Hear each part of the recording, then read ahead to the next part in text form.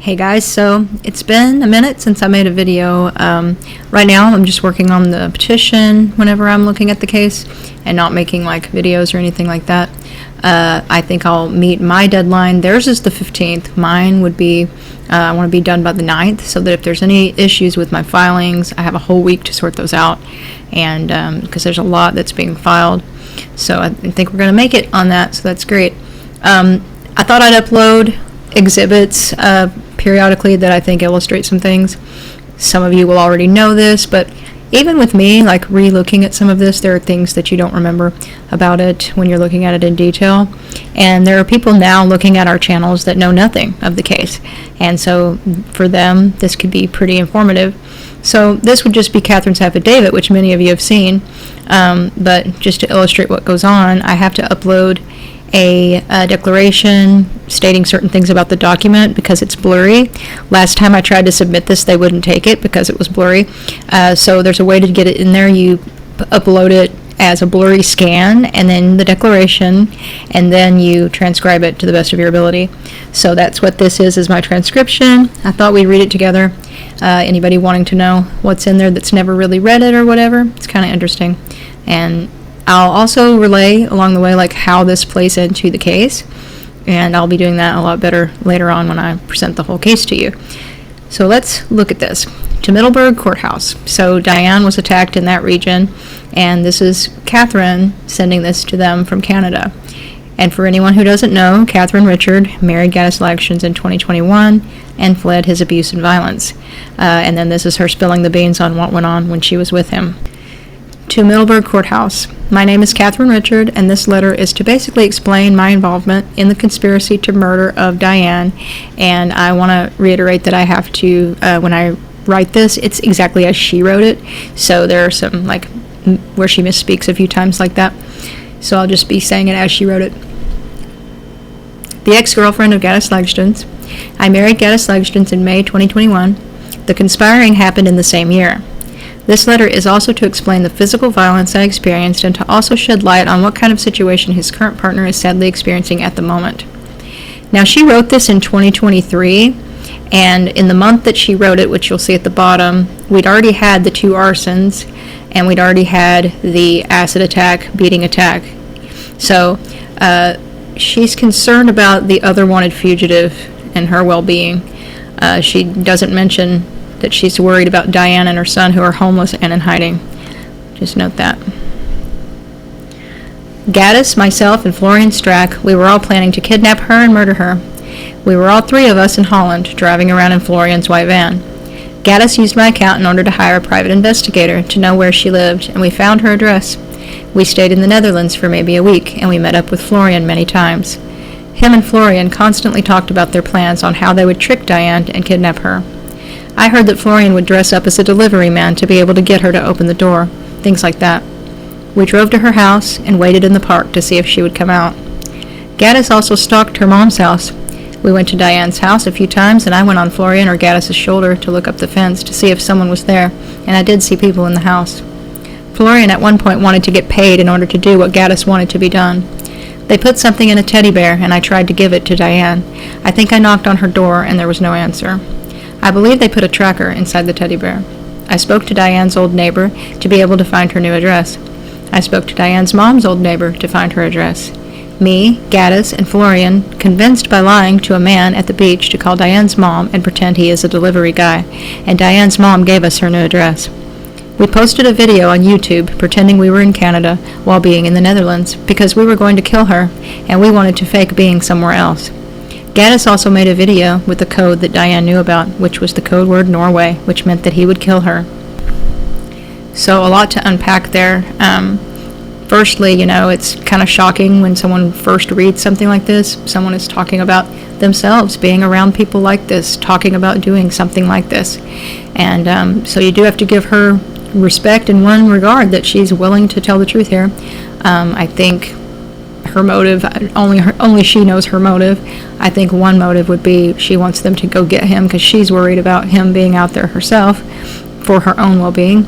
Another would be that maybe she does have the ability to feel bad about what has gone on and want to rectify it in some way. But the fact that she's being truthful here is important, and I want to say something else about her with regard to this. When she was coming back doing all of that crazy stuff, every time she does it, essentially criminally harassing the victim, this is used, in my opinion, I think this is something that they want her to do to discredit her lucid testimony and make it look like nothing she says is reliable. So that if you present anything that she says, they can then go and, pull up her crazy behavior and be like, yeah, she also did this and she also did this. But even when she's doing all of that, like telling Diane horrible things like she deserves to be attacked again and things like this, which is just more crime committed on YouTube, she also, within the framework of that, never really says that they weren't going to unalive her. That like she really has maintained everything in this affidavit as fact. So even though I'm sure they would like to change that narrative, it can't be changed now. And you can tell when someone is lucid enough to be telling you the truth. In those videos, she's pretty lucid, even though she's got a wrong way of thinking about a lot of things, and I'm not saying she's not messed up, but she's you can tell when someone is just stating some facts. And this is the same situation here.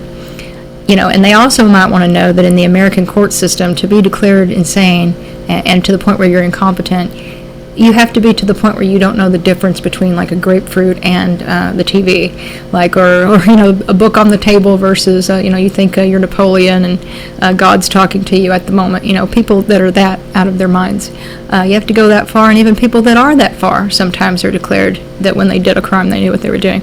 So Catherine's testimony can't be thrown out that way as something of a babbling, completely crazy person.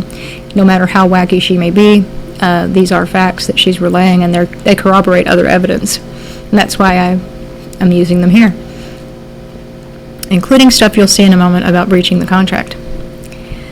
Goatis was also violent with me. He hit me 3 times and actually threatened me with a knife while putting glue inside my private parts to make me infertile, since I wanted to leave him.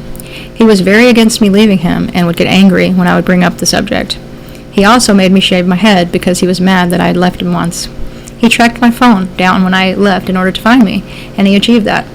When he found me, that's when he made sure I shaved my head. He also put his arm around my neck tightly and said, "I just want to see something," and started to squeeze a little bit. When I started to scream, he stopped. He then grabbed a metal towel holder and raised it up, about to beat me with it. I tried to protect myself with my hands, and he chose to not hit me with it at the end. I did leave him 5 times and came back, but every time I left, I was in secret. It was in secret, and I rarely had my passport and money. The last time I left him, it was while we were watching a movie in a theater. I had to say I was going to the bathroom, and I had to leave my things behind to not look suspicious, and I ran away.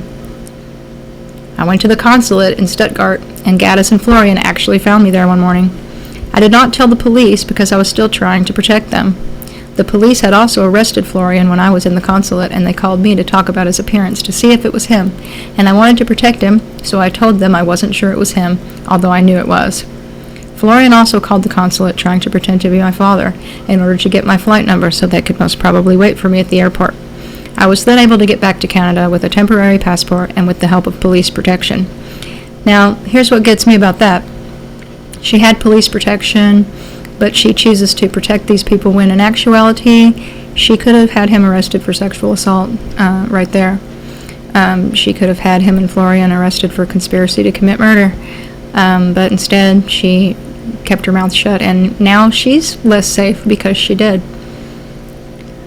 There was also a morning where I went to the consulate and Florian was waiting for me in the waiting room, and I had to turn around and hide and call police to get escorted to the consulate. Florian has a YouTube channel called German Carnivore. Goatis also has an online following, and that's how I met him. When I came back, he made videos blaming everything on me and spreading lies about my family. He also made a revenge channel showing embarrassing videos I had on my hard drive that I had to leave behind with him. He got a new girlfriend very quickly, and I felt too scared to make a video to warn everyone against him. I was also still taking all the blame because I had empathy for him still. The new girlfriend at the time was believing that I traumatized him and that I was the bad person. Time passed by and she stopped showing up on his videos. I decided to try and contact her to see if she was okay. I was able to reach her and talk to her, and so I explained what he did to me. At the end of the call, she was crying herself because she was wanting to leave, but she couldn't because she was experiencing the same terror I experienced with him. She told me on the phone that he was threatening to kill her family if she left him. She told me he had control over her finances. She will have her baby daughter soon. Goatis also mentioned on his YouTube channel publicly how incest is normal and natural. His current girlfriend also told me she was scared that he would kidnap their daughter and run away with her to be able to do what he wanted with her. He once told me on the phone he had no problem cutting the head of a baby off. He has videos on his channel where he talks about how raping babies is normal. I was blinded at the time and fell for the trap of ignoring this behavior, since I liked the aesthetic of his videos, and there were other messages that were somewhat positive. He had thousands of followers at the time despite his strange videos where he tried to explain that raping babies and cannibalism was normal. He had a lot of charisma back then, and he appealed to people who were longing for a life without worrying about work, for example, since he traveled around the world and talked about how happy he was. Thousands of people ignored the video where he talks about how natural it is to eat and rape babies. It's like people were hypnotized. I think a lot of his followers were so shocked by his videos they ignored it and focused on the good parts of his channel. So there's a lot to unpack there, and she helps the case right there quite a bit. So Goatis is breaching the terms of service and community guidelines by impersonating others, and we know also what he did, doxing her, which she's going to get to in a moment, the revenge porn and all of that. And we also know that they're talking here about all of his CSA promotion material on YouTube. And then, so that's all a breach, and YouTube allowing it, and they're highly aware of it now, is one as well.